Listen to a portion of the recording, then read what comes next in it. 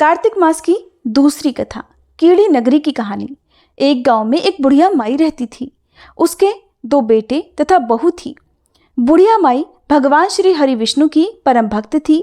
अपना जीवन दान धर्म पुण्य कार्य कर्मों में लगाती थी। परंतु बुढ़िया माई कभी भी मंदिर और सत्संग में या तीर्थ स्थानों पर नहीं जाती थी। एक बार गांव में भागवत कथा हो रही थी। बेटे ने कहा, माँ, आप सारा दिन घर में रहती हैं, आप मंदिर में भागवत कथा सुनने क्यों नहीं जाती? बुढ़िया माई ने बेटे का मन रखने के लिए कह दिया कि आज जाऊंगी, परंतु नहीं गई। ऐसा करते करते 6 दिन निकल गए।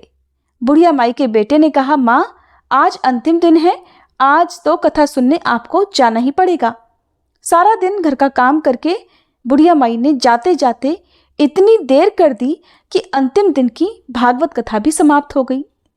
भगवान श्री हरि विष्णु सन्यासी का रूप धारण करके बुढ़िया माई के पास आए और बोले, बुढ़िया माई, तुम कहाँ जा रही हो? बुढ़िया माई ने कहा, मैं भागवत कथा सुनने जा रही हूँ। तब सन्यासी रूपधारी भगवान श्री हरि विष्णु ने कहा कि अब इतनी देर से क्यों जा रही हो? वहां तो अब कथा समाप्त हो गई, अब वहां जाकर क्या करोगी? तब बुढ़िया माई ने कहा, अब घर से निकली हूं तो जाकर ही आऊंगी।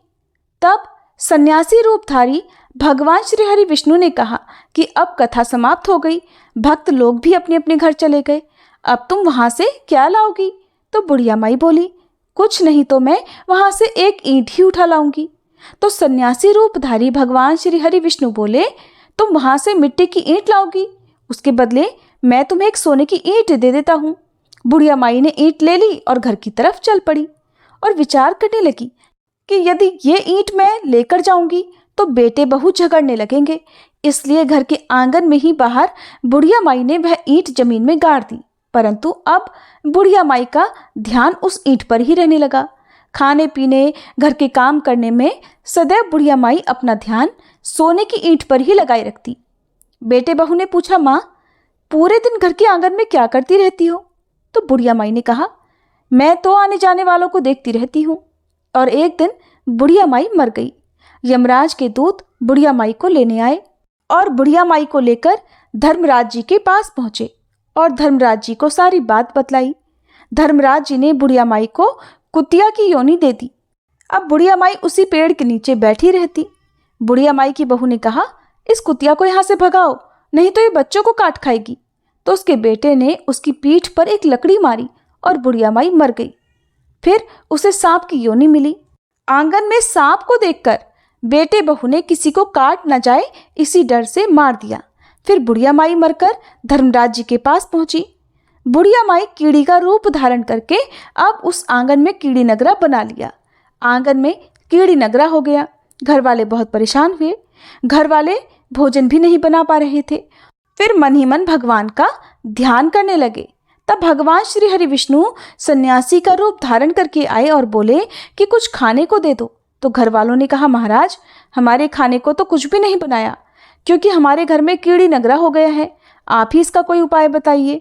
तब महाराज जी ने आंगन में खोदा और सोने की 2 ईंट निकाली और दोनों बेटों को दे दी और कहा, तुम्हारी माँ के नाम से दान पुण्य करना, धर्मशाला बनवाना, स्कूल बनवाना, प्याऊ लगवाना, गौशाला में गाय के चारे खाने की व्यवस्था करना। परंतु दोनों बेटे तो आपस में झगड़ने लगे कि तू दान कर, तू दान कर। किसी ने बुढ़िया माई के नाम से कोई दान नहीं किया और कीड़ी नगरा वहां उसी स्वरूप में स्थापित रहा। कुछ दिन बाद सन्यासी वापस आए और बुढ़िया माई के बेटों ने भगवान स्वरूप धारी सन्यासी महाराज जी से कहा, हमारे घर की हालत तो वैसी की वैसी है, कीड़ी नगरा तो वैसे का वैसा ही है। तब साधु रूपधारी सन्यासी महाराज ने कहा, वह सोने की ईंट के टुकड़े लाओ और उन्हें बेचकर उनसे जो भी धन मिले उसे तुम्हारी माँ के नाम से दान पुण्य करो। इस कीड़ी नगरा पर शक्कर और आटा डालो, तुम ऐसा करोगे तो तुम्हारी माँ को मोक्ष प्राप्ति होगी। और उनके घर से फिर इस प्रकार कीड़ी नगरा चला गया। जो व्यक्ति सुबह आटा और शक्कर कीड़ी नगरे पर डालता है वह सदैव धनवान पुत्र संपन्न सुख शांति से जीवन यापन करता है। उसके घर में कभी कोई कष्ट नहीं आता। उसका जीवन सदा सर्वदा आनंद से व्यतीत होता है।